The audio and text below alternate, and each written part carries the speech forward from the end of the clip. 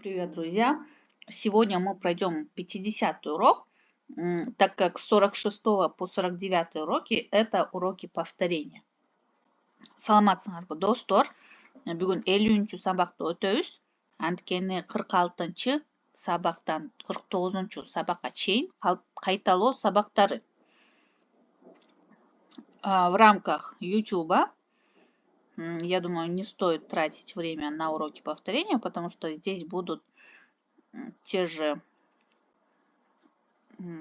та же грамматика, которую мы уже прошли, да? Итак, у нас 50-й урок. Мы сегодня пройдем прилагательные, ответим на вопрос «кандай» – «какой?». Жаңы сөздерді жаттағыла. Выучите новые слова. Кызыл – красный, жашыл – зеленый, көк – синий, қара – черный, ақ – белый, сары – желтый, күрең – коричневый, боз – серый, узун – длинный, чоң – большой, ар түрдүү – разнообразный, үстел – стол, орундук – стул, уктоого арналган бөлмө – это спальня, күзгү – зеркало, керебет – кровать, кенен – свободный, кооз – красивый. Надо будет слова выучить. Но некоторые цвета мы уже знаем, так как ранее проходили, да? Второе задание, тексты окугула, отургула. Прочитайте и переведите текст. Менин үйүм, я думаю, вы уже знаете перевод, да? Мой дом. Менин үйүм чоң. 5 бөлмө бар. У меня большой дом, есть 5 комнат. Менин үйүм, мой дом, чоң, большой. У меня большой дом. 5 бөлмө бар, есть 5 комнат. Бөлмөлөрүбүз кенен жана кооз. Бөлмө комната, бөлмөлөр много комнат. Бөлмөлөрүбүз наши комнаты. Кенен свободный, кооз красивый. Наши комнаты свободные и красивые. Просторные и красивые, да? Залда чоң үстөл, орундуктар жана ар түрдүү гүлдөр бар.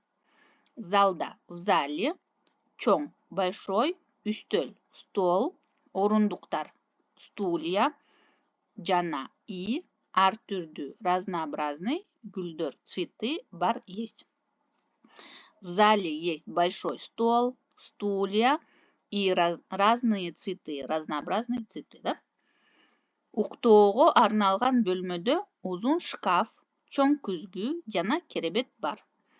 Уктоого арналган бөлмө, это у нас спальня. Узун длинный, шкаф, чоң большой, күзгү зеркало, жана и керебет кровать бар есть. Уктоого арналган бөлмөдө узун шкаф, чоң күзгү жана керебет бар.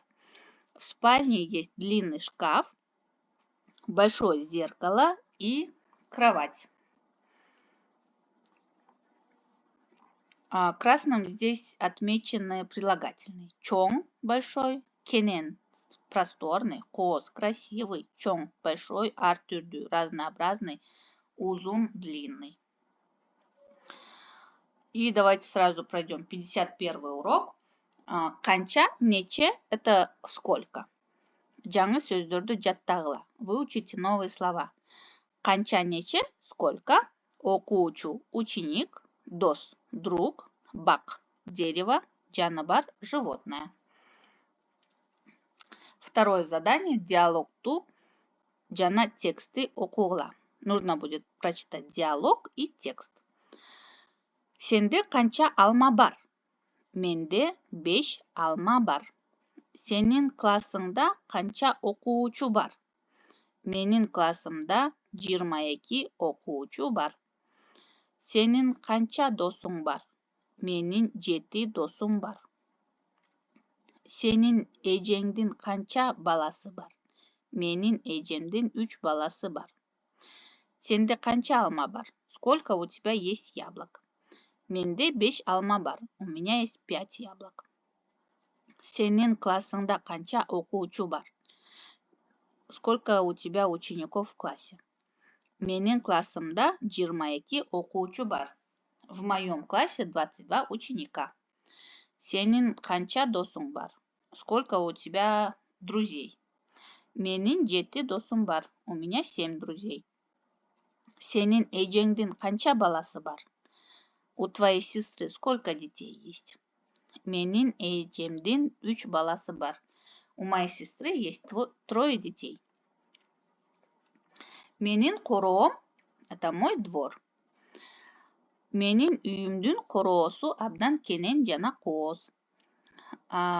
Менің мой үйімдің, то, что принадлежит дому, қороосу – это двор, абдан очень, кенен просторный, қооз красивый. Двор моего дома очень просторный и красивый. Қороомдо 8 бак, 1 отырғыч, 1 үстел бар. В моем дворе есть 8 деревьев, 1 стул и 1 стол. Қороомдо дагы 2 ит, 1 мышык, 10 тоок, 1 корооз жашайт. Еще во дворе у меня живут 2 собаки, 1 кошка, 10 кур и 1 петух. Бир тоогумдун 7 балапаны бар. У одной курицы есть 7 цыплят. Мен жаныбарларды абдан жакшы көрөм. Я очень люблю животных. Итак, мы прошли прилагательные и дальше прошли числительные.